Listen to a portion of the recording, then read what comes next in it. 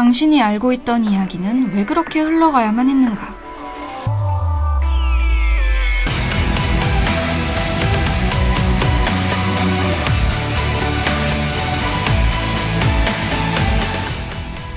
한 번쯤은 품어볼 만한, 아니 사실 어릴 때부터 쭉 의심을 가져왔었던 그런 의심에 당신의 상상력을 더해 새로운 이야기로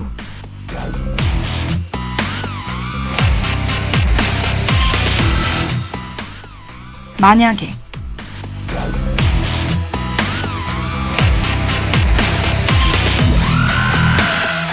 윙가르디움 레비오사. 이게 무슨 말이냐고요? 여러분과 마법사 이야기를 하기 위해 준비한 마법 주문이었습니다. 오늘은 오즈의 마법사 이야기에 우리의 상상력을 불어넣는 시간을 가지려고 해요. 저는 어릴 때가 생각이 나면서 너무 기대가 됩니다. 그럼 먼저 오즈의 마법사 마스코트인 토토의 이야기 들어볼까요?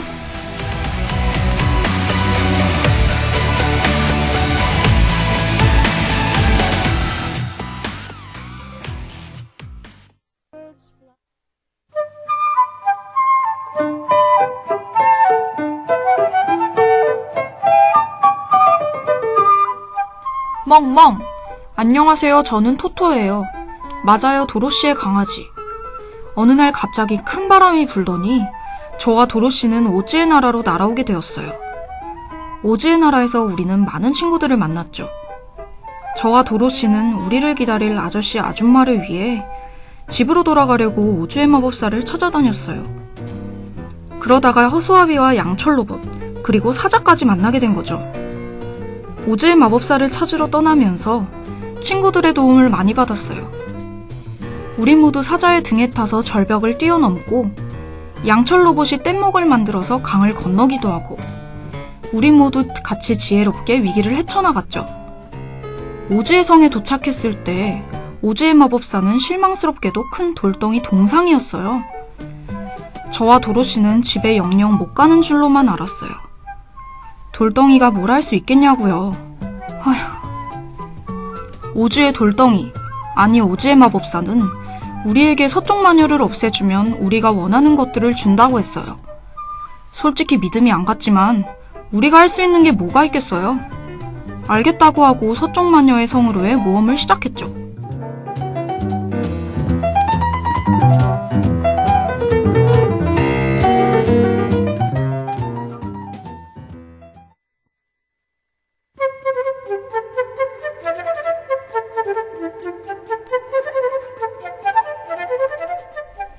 안녕하세요. 저는 허수아비예요.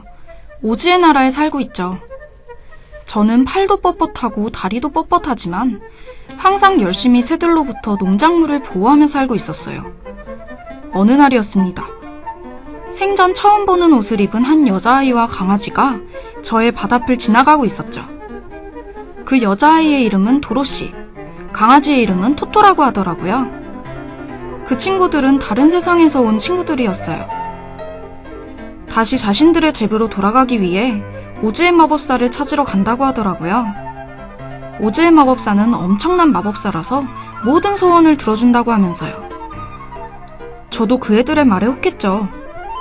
왜냐하면 저에게는 똑똑한 뇌가 없거든요. 그래서 항상 새들이 찾아오면 저를 놀리곤 했죠. 멍청한 허수아비가 밭을 지킨다면서. 오즈의 마법사에게 소원을 빌면 저도 똑똑해질 수 있다는 생각에 그들과 같이 여행을 떠나기로 했어요. 여행을 하면서 사자와 양철 로봇도 만나고 참 좋았어요. 우리 다섯은 서로를 배려하고 서로에게 힘이 돼주어서 오즈의 성까지 같이 찾아갈 수 있었어요. 오즈의 성에 가면 바로 똑똑한 뇌를 받을 수 있을 줄 알았는데 글쎄, 서쪽 마녀의 성에 가서 서쪽 마녀를 잡아야지만 똑똑한 뇌를 받을 수 있다는 거예요. 그래서 우리는 다시 서쪽 마녀의 성에 갔죠. 서쪽 마녀가 마법을 부리며 저항했지만 결국 우리 다섯이 힘을 합쳐서 서쪽 마녀를 잡았어요. 그리고 난 후에 다시 오즈의 성으로 가보니 돌덩이였던 오즈의 마법사가 아저씨로 변해 있었어요.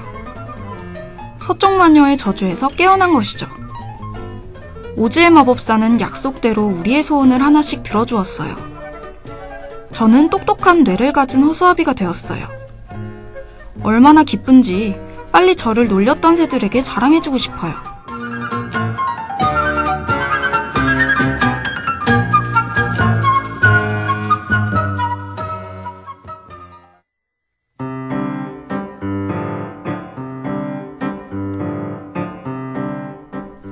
삐빅 삐비빅 나는야 양철 로봇. 나는 오즈의 나라의 나무꾼입니다.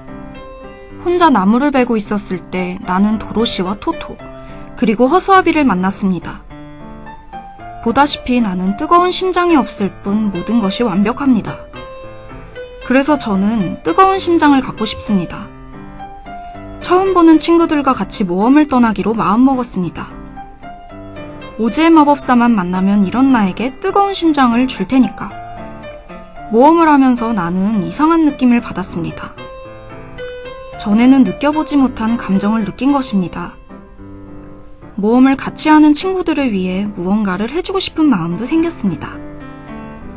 마치 나에게 심장이 있는 것처럼 그들과의 우정이 느껴지는 듯합니다.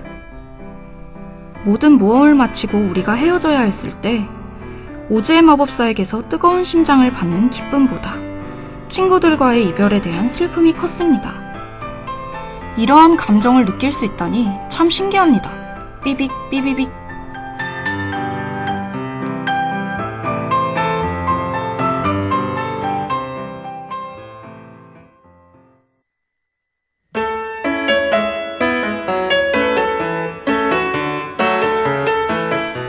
어흥, 이게 아닌가?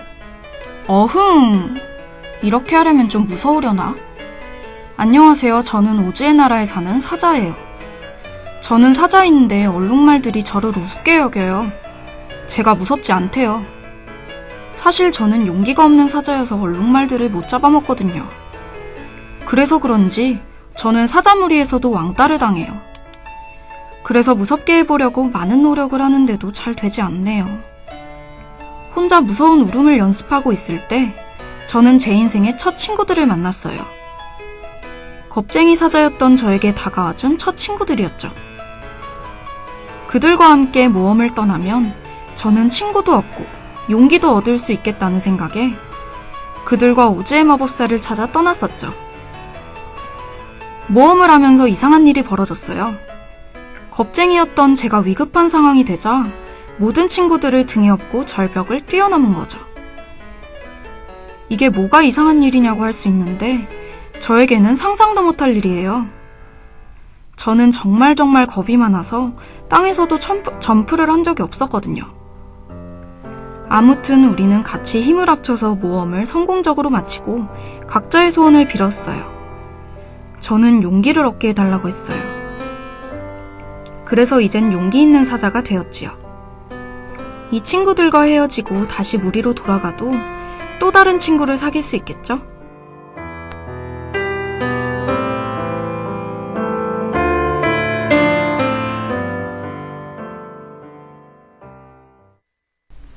오늘의 만약에입니다.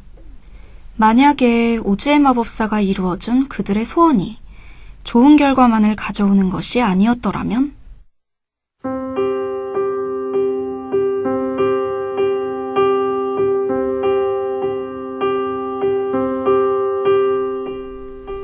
도로시가 오즈의 마법사가 준 응구두를 신고 바닥에 다리를 딱딱 하고 부딪히자 저희는 다시 예전의 집으로 돌아왔어요. 오랜만에 아저씨와 아줌마를 보니 꼬리가 절로 흔들어지더라고요. 그런데 도로시와 같이 모험을 했을 때는 서로 의지하는 친구였는데 다시 집으로 돌아오니까 글쎄 우리의 관계는 다시 주인과 개의 관계로 돌아온 거 있죠? 빵야! 하는 소리에 내 배를 뒤집어야 하고 앉으라고 하면 앉고 기다리라고 하면 기다려야만 하는 내 자신이 너무 초라하게 느껴져요. 가끔 장난감을 던지면서 물어오라고 할 때는 우린 분명 좋은 친구였는데 어디서부터 이렇게 틀어진 걸까 하는 생각이 들어요. 장난감을 던지지를 말던가 자기가 던졌으면 자기가 가져오던가 왜 저보고 빨리 가져오라는 건지 아휴 어쩌면 오즈의 나라에서가 더 좋았을지도 모르겠네요. 나는 강아지이고 도로시는 인간이지만 상하 관계없이 어울려 지냈던 오즈의 나라의 생활이 그리워지네요.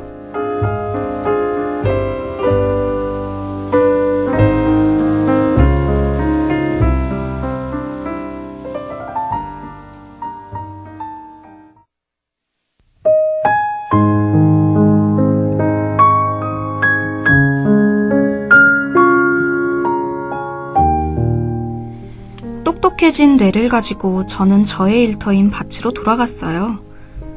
그런데 밭을 지키다 보니까 제가 왜 이런 일을 하고 있나 의문이 들더라고요. 이 똑똑한 머리를 놔두고요. 그래서 저는 공부를 시작했어요. 저는 똑똑해진 이 머리로 많은 지식을 깨우쳤어요.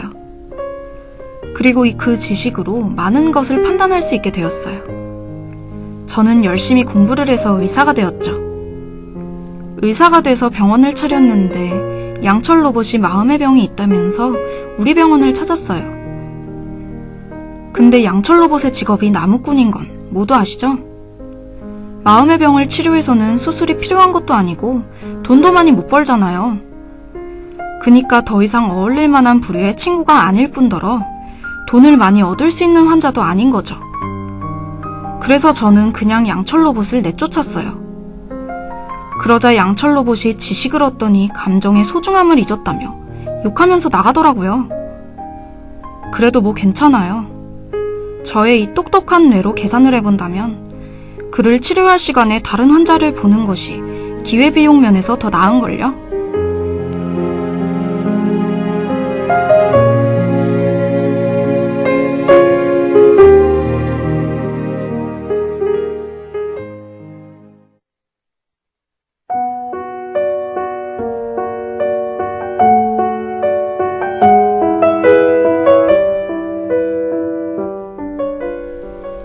삐빅삐빅 뜨거운 심장을 얻고 집으로 돌아가던 중에 저는 사랑에 빠졌습니다.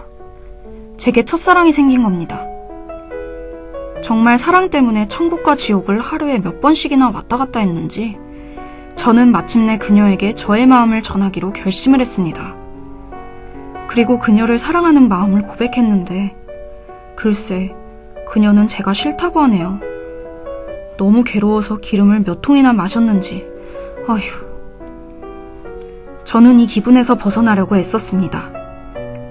하지만 이런 괴로움을 처음 느껴서인지 정말 죽을 것만 같아서 허수아비의 병원을 찾았습니다.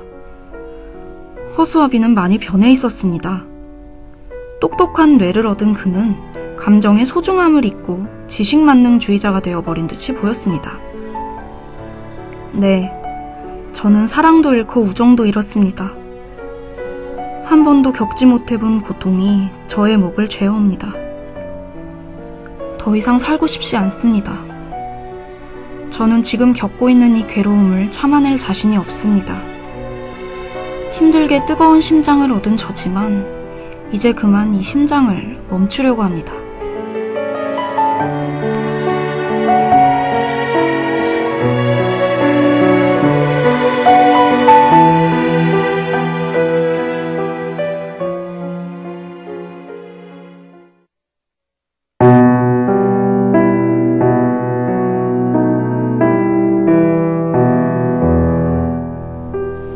마지막으로 용기를 얻었지만 그 용기가 과해져서 용감해야 한다는 강박을 갖게 된 사자의 이야기.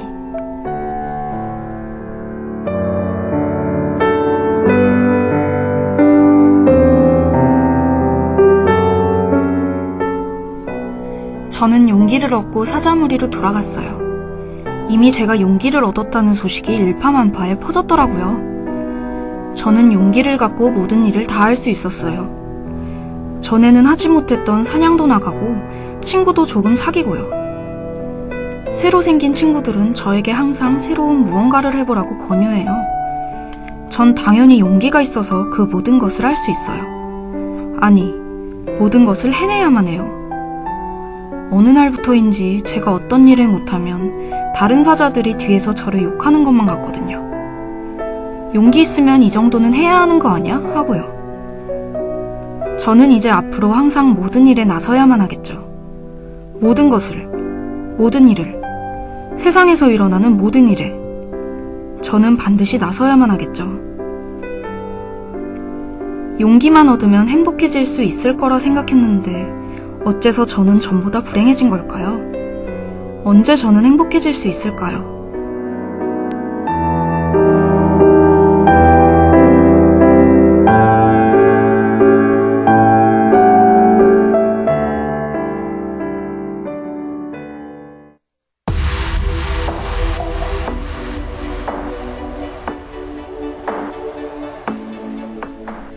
허수아비에게는 똑똑한 뇌를, 양철 로봇에게는 뜨거운 심장을, 그리고 사자에게는 용기를. 저는 우주의 마법사가 너무 인간 중심적이라고 생각해요. 똑똑한 뇌, 심장, 용기, 세 개 모두 인간들이 가지고 싶어하고 지니고 있어야 한다고 생각하는 필수 요소들입니다. 우리는 어쩌면 인간 중심적으로 생각을 해 허수아비, 양철 로봇, 사자에게 필요하지 않은 것들을 준 것일지도 몰라요. 사실 우주의 마법사를 찾는 모험 과정에서 알 수 있듯이 허수아비는 살면서 필요한 만큼의 지혜를 지니고 있었고, 양철 로봇은 동료애를 느낄 수 있는 만큼의 심장을 가지고 있었으며, 사자는 모두를 위해 절벽에서 뛰어내린 만큼의 용기를 지니고 있었습니다. 하지만 인간의 시각으로 그들을 판단한 거죠. 그들이 더 똑똑한 뇌와 더욱 인간다운 심장, 그리고 우리가 가지고 싶어하는 더 큰 용기가 필요하다고 말입니다. 사람들은 자주 본인의 시각대로 생각하고 판단하는 것 같아요. 그 시각이 결코 절대적인 것이 아닌데 말입니다.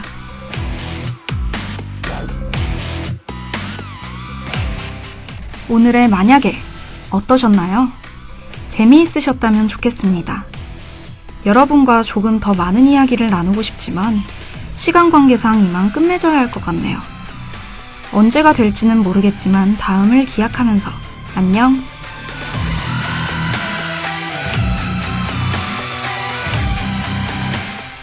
지금까지 제작 송지연, 기술 김민준, 진행의 권보경이었습니다.